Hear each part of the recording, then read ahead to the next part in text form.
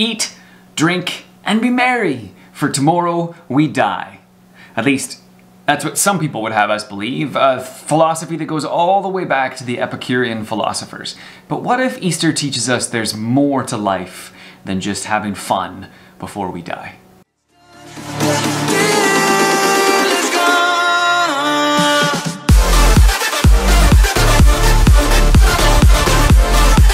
Now, if the Epicureans are right, and there is nothing after death, and what we do between now and the time that we die doesn't really make any difference, well then sure, be whatever kind of person you want, live whatever kind of life you want, and be happy while you do it. Now, there's two problems with that.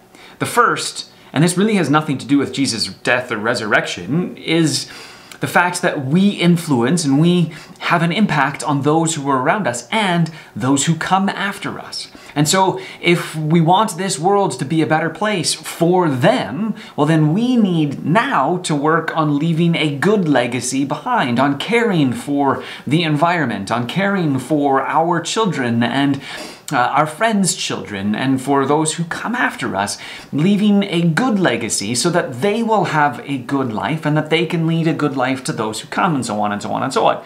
But if the resurrection really happened, and if that resurrection is promised to us as well, and we will at some time be reunited with our bodies and those who have gone before and live in a world where everything is made right, then new life happens and starts not just sometime in the future, but even now. This is one of the reasons why Paul was so adamant that the resurrection makes a complete shift in the way that we engage with one another and we engage with God. Because the Spirit now then can live within us and can recreate us now, even in this time frame, which is why he was so adamant and he said that you have been buried with Christ in your baptism and been raised then to new life. Basically, when you declare or you connect yourself to this community that is following Jesus, well then you open yourself up to the renewing power of God and you become a better person because of that. N.T. Wright puts it this way in his book. He says, Paul's vision of the dawning day of justification, of faith, and the whole Christian life is itself held within a larger theological framework. So all to say is all of these little pieces that we kind of talk about in our speech about God all hold together in one thing.